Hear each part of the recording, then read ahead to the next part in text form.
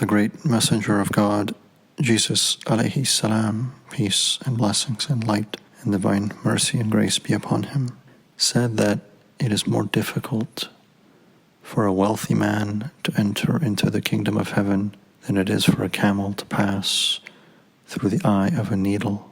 Who is the wealthy man? He or she who has been granted the abundance of intellect, of intelligence. True wealth is richness in intelligence and in intellect. And although intelligence and intellect is a great gift, it can also be a curse. It's a double-edged sword, because unfortunately, they who are highly intelligent are also more susceptible to arrogance, because their consciousness is pronounced in the dimension of the mind. It is easier for the ego to take root, because they're more dependent on themselves, on the self itself, on intelligence.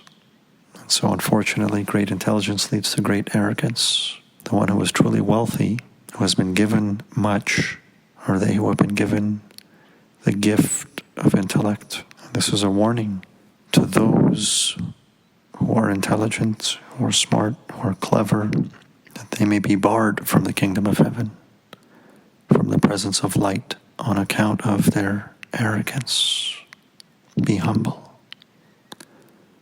Sayyidina Isa, Jesus alayhi salam, also said, "Blessed are the meek, the humble, for they shall inherit the kingdom of heaven."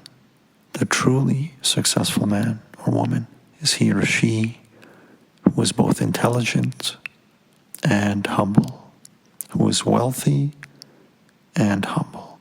Those are the dearest and the nearest to God.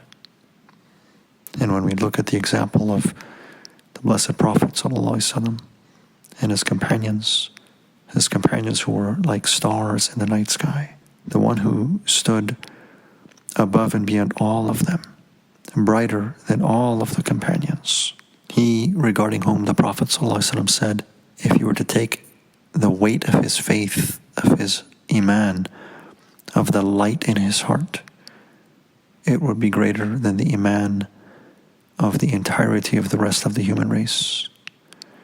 That blessed and noble companion of the Prophet ﷺ, Sayyidina Abu Bakr as-Siddiq, radiallahu anhu, may Allah Almighty be pleased with him. He was a wealthy man, a highly wealthy man, highly intelligent and wealthy, physical wealth, material wealth. And yet, after the Prophet ﷺ, he was the most humble, the most sincere, the most dedicated, the most loving. He gave all of his wealth away for the sake of Allah and His Messenger. He was the wealthiest from amongst the wealthiest of his people, and he gave it all away for the love of Allah and His Messenger. Everything. None of the companions could reach to his level of sidq, excellence, sincerity, truthfulness. Sayyidina Abu Bakr as-Siddiq, radiallahu anhu. May Allah Almighty grant us to inherit from His light. And so it is said that they who seek to approach the presence of God must be in utter humility and in a state of impoverishment. The faqeer, the poor man, the poor woman. The Prophet ﷺ said his place is with the poor, and on the day of resurrection he will be amongst the poor. Who are the poor? Simply they who have no money, who have little material wealth in this world? No.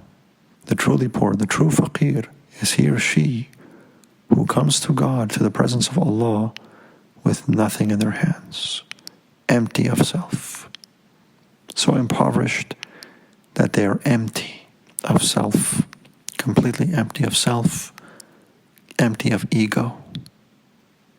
The humble are the poor. Whether they have wealth, materially or not, is irrelevant. And the truly poor, the truly humble, are they who have material wealth and yet are inwardly nothing, empty of self, empty of ego. Those are the greatest and the nearest to God, Most High Subhanahu wa Ta'ala. Allahu Akbar. The true faqeer, the true meek, the true humble, are they who have humbled themselves and in the presence of God stand as nothing. No title, no claim, no fame, no knowledge. Knowledge is a great trap. It's a great barrier, and one must be very careful of the trap of knowledge, for it leads to arrogance. As long as you think you know, you are veiled, because the only way to know God is to know nothing, to be empty completely, to be a completely empty container. Only then can one be filled with the light of God.